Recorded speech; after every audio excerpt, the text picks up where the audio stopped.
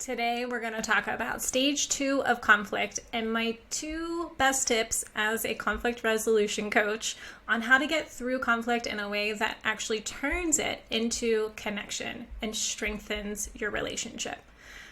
Before we jump into that, my name is Christina Morelli. I am a conflict resolution coach and I help couples turn their conflict into connection. Now, let's jump into it.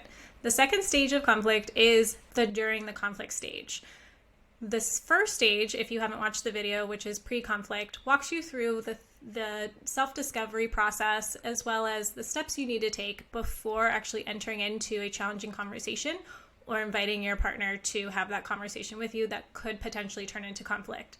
So if you're looking on ways on how to set up a conflict or potentially challenging conversation to be really successful, then check out the video of the pre-conflict stage and it walks you through some really awesome tips on how to do some emotional regulation, some self-discovery, get some clarity around what you're asking for, getting your partner's buy-in, so on and so forth. There's a lot of good stuff there, so check it out. Now, moving into stage 2, which is during conflict, I want to give you the 2 best tips that I have that always seem to work for all of my clients. And the first one we're going to talk about today is one person at a time, one topic at a time.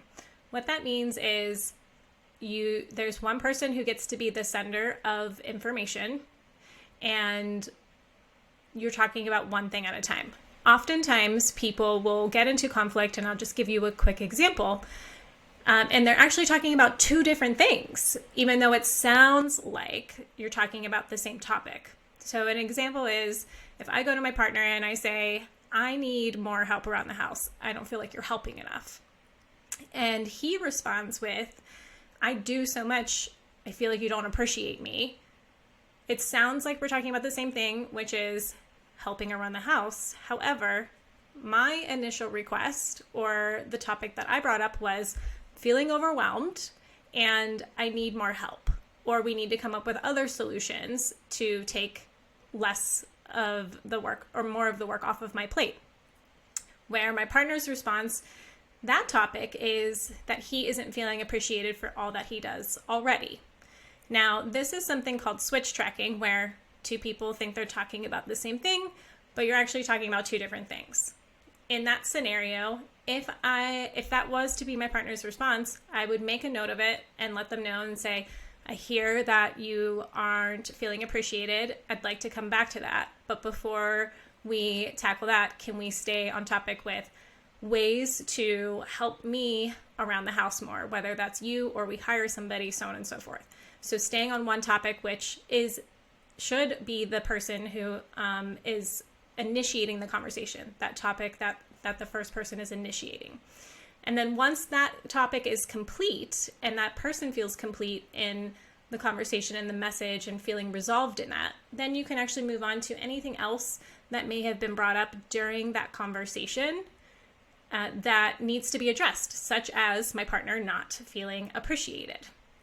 Okay, so one person at a time, one topic at a time. I hope that helps. Number 2, be more focused on your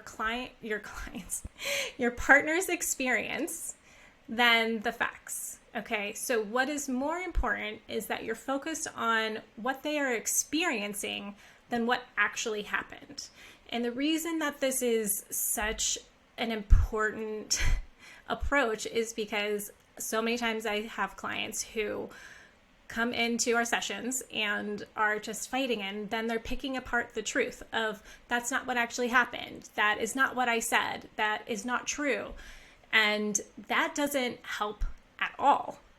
It doesn't all of a sudden create aha moments for the other person. They don't all of a sudden have some major realizations that stop the conflict. And they're like, oh my gosh, you know what? You were right.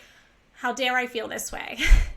What's more important is the experience of your partner, despite the facts that are being presented. So if in a scenario that would look like, every time you're late, I get upset because I don't feel like you care about me.